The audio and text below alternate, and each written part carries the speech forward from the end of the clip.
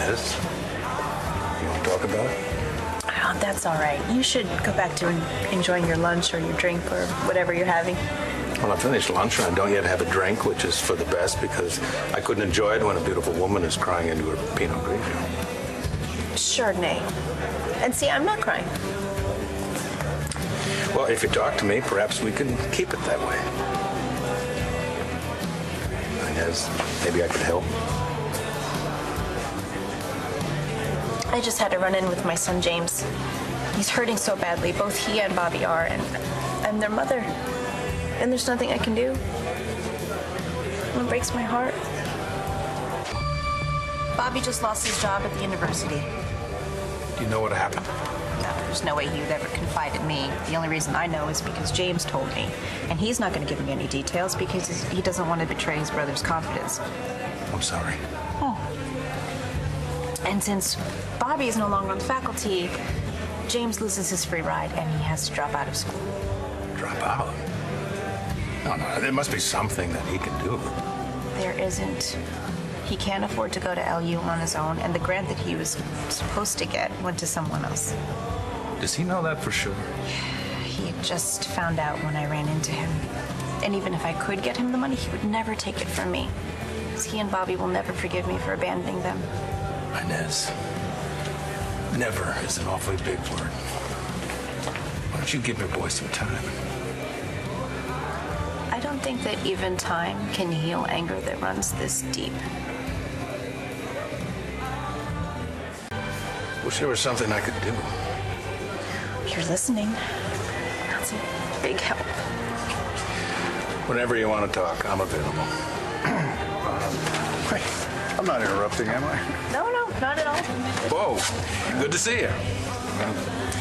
You know, this was Matthew's first day at BE. Yeah, he mentioned that this morning. You should be awfully proud of him. Kid's a natural. What do you have Matthew doing exactly? Buying, selling? No, not quite yet. No, more like photocopying. But hey, you got to start somewhere. I'm sorry Clint had to run out like that. Oh, no. I should be going too. No, come, just stick around.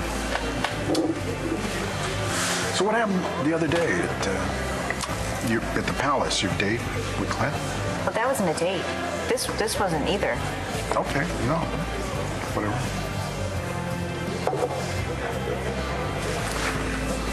I owe you an apology.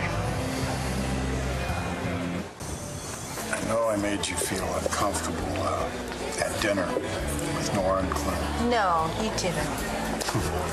Tell the truth and shame the devil. See, that's one of my pa's favorite folks' expressions. It means... It's a lying. Well, no. If you want to put it bluntly. Well, maybe it was a little awkward. Just a little? A tiny bit.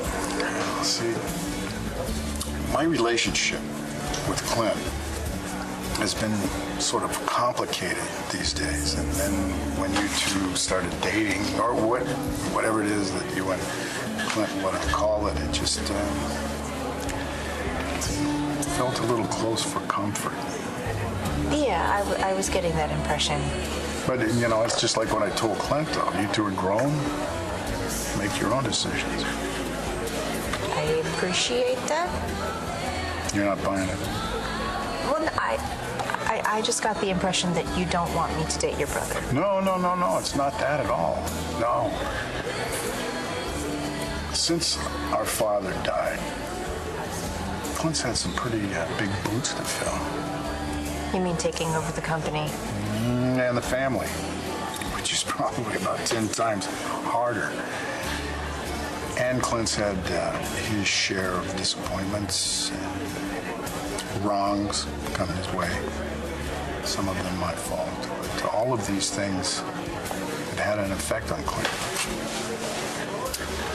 And not all of them have been positive. That sounds ominous. No. Listen, I didn't mean it that way. No, Clint's a great guy.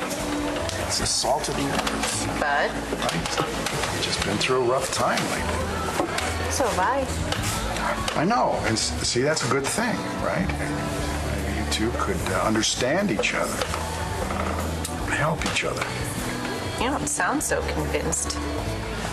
Well, I just don't know that if you react to problems the way that Clint does. For example? Okay. At my wedding to Nora, Clint pulled a gun on my son David. You're serious? Yes, it wasn't the first time either. I mean, he threatened to shoot me when he found out that Nora and I were back together. Are you trying to tell me that Clint is dangerous?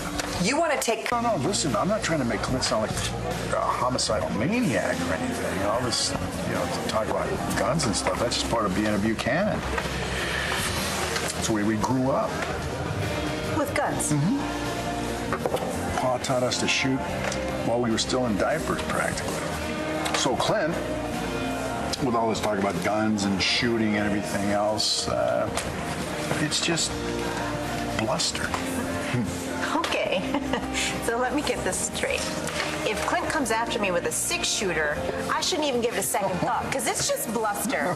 That's great. I'm so excited to date your homicidal brother.